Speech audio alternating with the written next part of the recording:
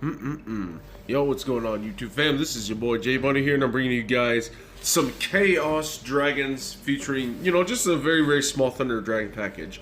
If you haven't already guessed it, surprise, surprise, it is literally just consisting of everything I pulled. So, I only have one Super Bolt, one Titan, and I obviously have a Kaminari attack. I think you ended up seeing that on the video I made with just opening up my co-worker's old collection, so I ended up getting that from there.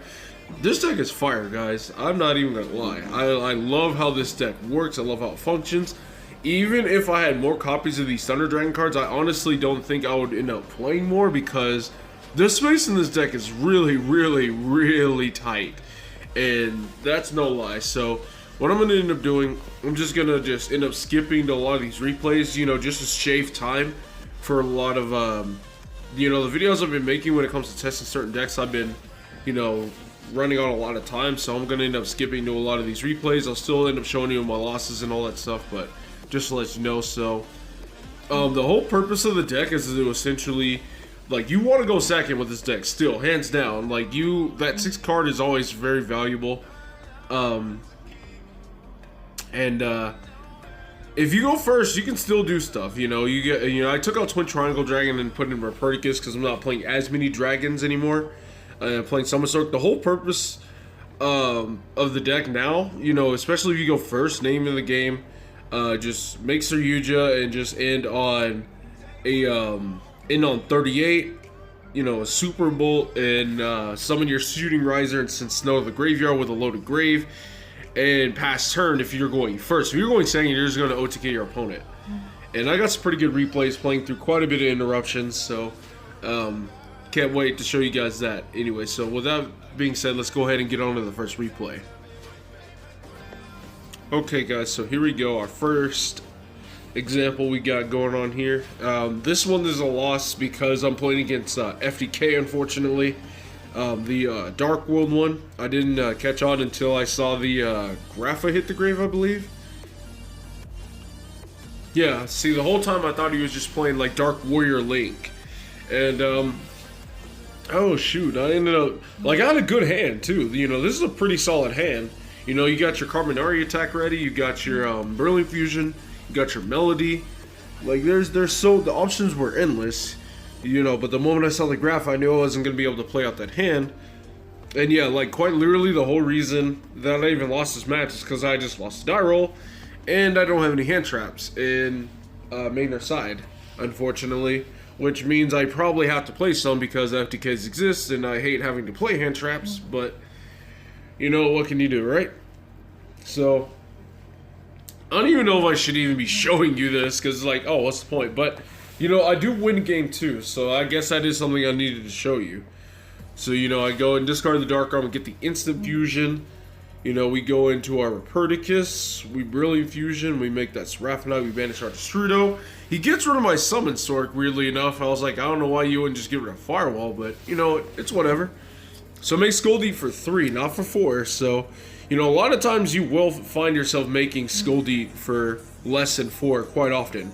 Now, you're seeing the prize card right now, and that's because, I have every intention on buying this prize card. I'm just going to wait for about 4 to maybe 6 more YCS events to where the super rare gets to about $400 or $500, then I'll end up buying it.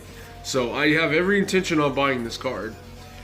Just not right now because there's not many quantities out there.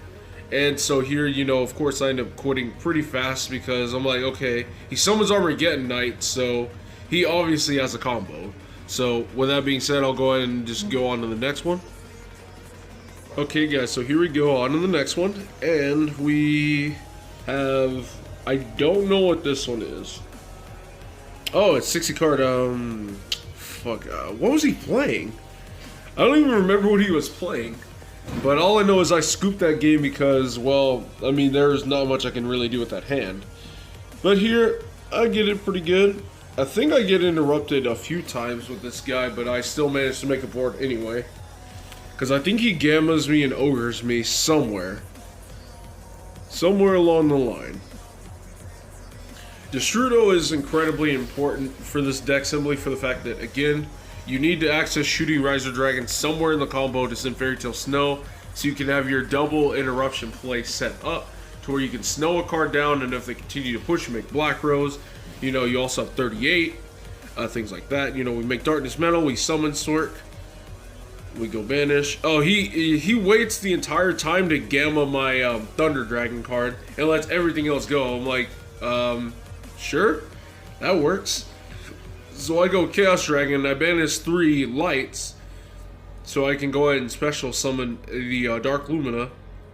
And I go ahead and link into a Skull Deep, and I search, and then I go ahead and do my draws and my mulligans. I get into a Hawk, so I'm like, okay. He gammaed my card for absolutely nothing, so I banished the Red MD for Eclipse Wyvern. You know, get some of that stuff back. I didn't know Raiden was a hard once per turn. I thought it was a soft once per turn. I thought you can keep reviving it and keep bringing it out, and it would still work out. So there you go. We got 38 Super Bolt and a Riser with Snow in the Grave. So he wasn't really winning that. I don't know why I decided to 38 that when he paid cost for Vanishment, because I totally forgot about Super Bolt being on the board. So yeah, there's that. But anyway, I told him he tried to summon his Deviati or his Anunku from the board. I'm like, you can't, Tierra's on the board, and then he tries to swing at my Lumina. I'm like, okay, 38 effect. You're swinging over my 38, so I can keep Lumina. And I go banish Thunder Dragon Fusion, and it's over. So, with that being said, on to the next one. Alright guys, so here we go. This is a really, really good match. And of course, you know, I'm pretty sure, hey Morgan, if you're seeing this, I apologize. I'm sorry this happened to you. I'm sorry this happened to you, but, you know, yeah, my bad. Playing through all those interruptions. But what you're about to see, guys, is you're going to see how many interruptions this deck can really play through. But really, I think the only reason I even won that game too was partially due to the fact that he was low on life points, because he paid 1,000 earlier for some effect, I think. And then he soul charged for 5, bringing him down to 2,000. If he wasn't at 2,000, I probably wouldn't have been able to game him. But at the very least, you know, I could still get his Tri-Gate and some of the other stuff off the board in the process. So I guess at the end of the day, you know, we still would have been in for a nice little fight there. But he did have Mizuki in his graveyard, so anything could have happened. He could have revived the Tri-Gate, whatever. But anyway, this is game 1. You know, we go ahead and summon our Chaos Emperor or whatever, but we don't, out of all those cards, we don't get into any Thunder Dragon cards. Otherwise, I would have ended on Super Bolt with the 38 and the what's his name, the Riser Dragon. It's not a good setup unless you have Shooting Riser Dragon, because that's when you have your Black Rose and your Snow play. Once again, that combo is just way too good, especially when you have a full grave ready to go, and then you have Super Bolt stopping your opponent from searching, and you have 38 to stop a spell card. And you know, your opponent can't even think about Link summoning because, well, Fairy Tale Snow. If it's bad enough, I'll have a Colink Firewall with Cerberus or Phoenix instead of a Skull Deed. I'll end up linking those off on the other side and end up having another interruption. So as you see here, game 2, he's really going in. He's getting in there, I'm telling you. So with this, I'm probably gonna have to call out play-by-play, because when his turn is over, you'll see a lot of interruptions on the board. And this is new zombies, you know, this is showcasing what new zombies can do with that new structure deck and all that goodness.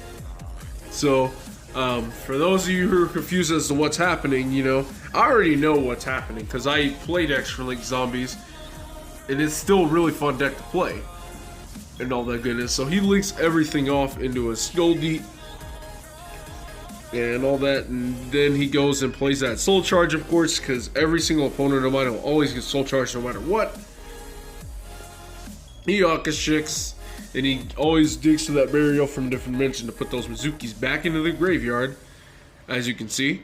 And yeah, there's that that dragon, that zombie dragon looking thing that is a key player in all of this.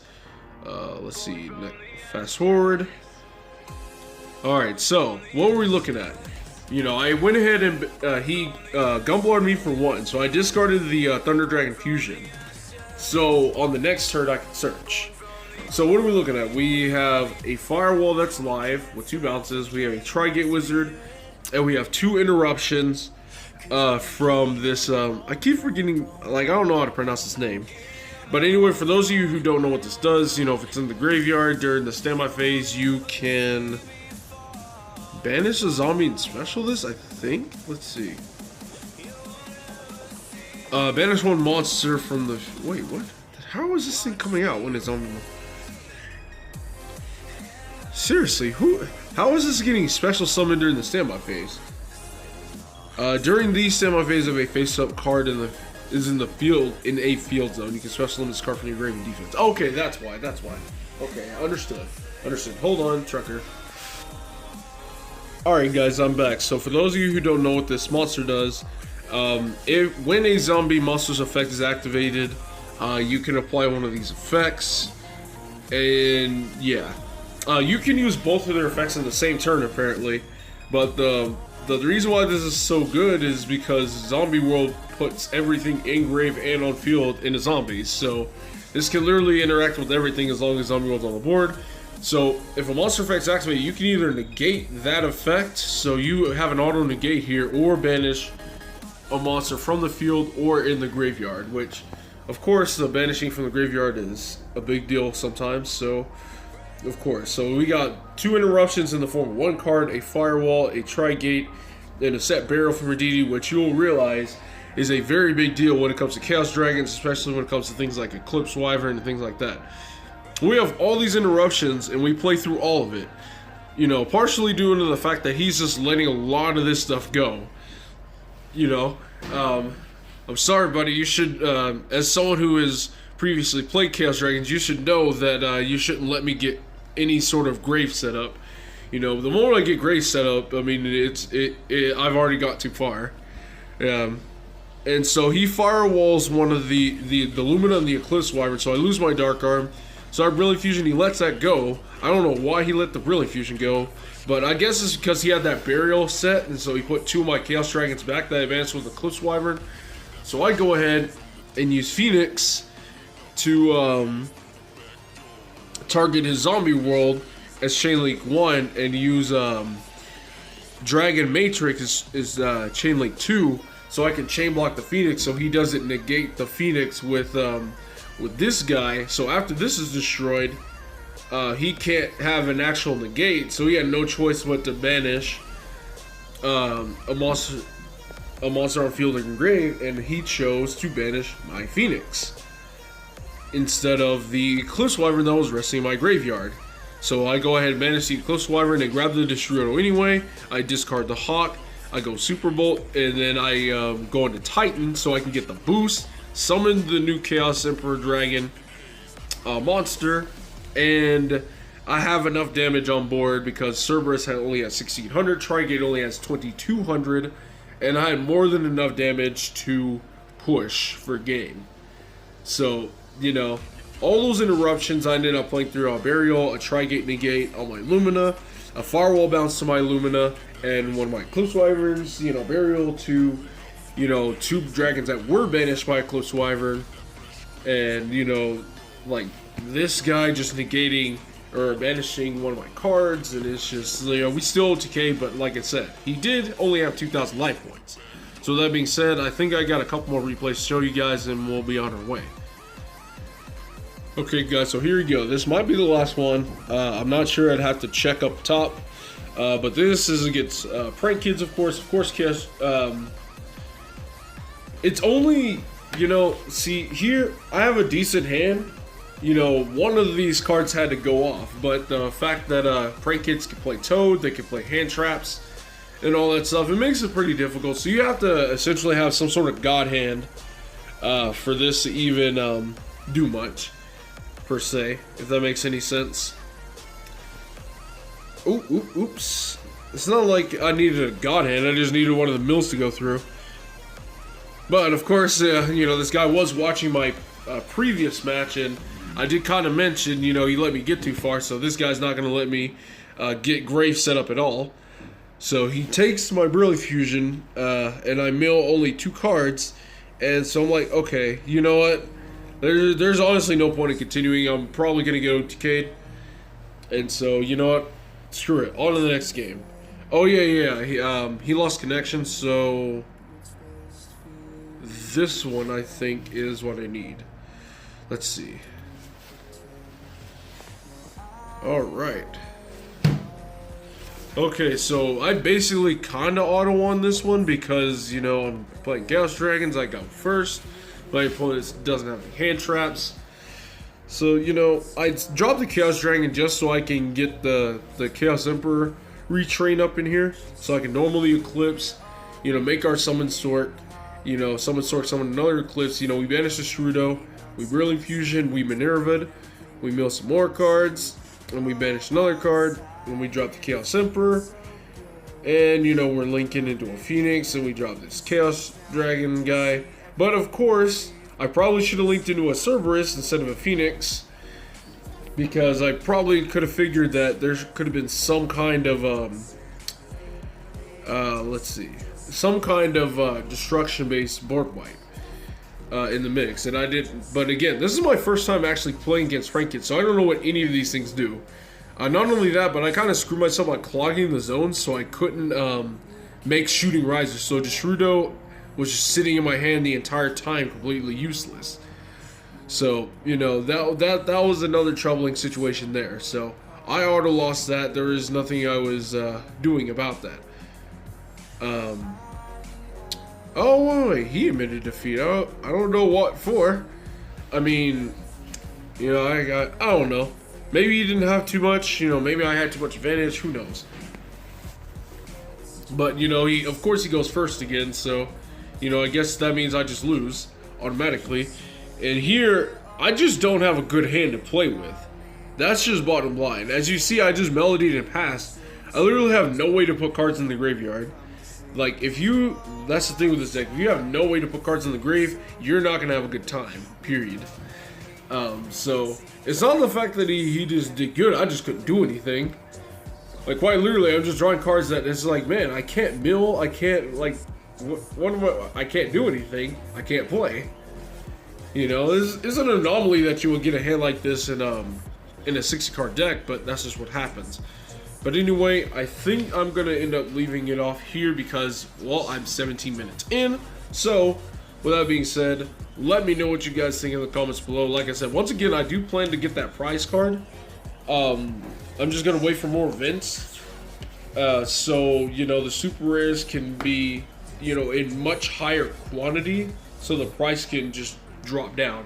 Because I remember the Super Minervas were like $600. The only reason it was even like that was because, you know, it was a meta-defining card. You know, it made or broke any one who was playing the card, and it actually made a difference between them topping or not. The Chaos Emperor Dragon, however, isn't really too meta defining. If you know, it doesn't make a meta deck. You know, it doesn't take a certain deck and bring it into top status, if you know what I mean. So I don't see it being at this current price point that it's in, you know, being like $1,000 to $1,200 for a super rare. So, you know, don't take it too lightly, guys. You know, don't get too discouraged, you know. So anyway, thank you guys very much for watching. This is J Money, and I am signing out.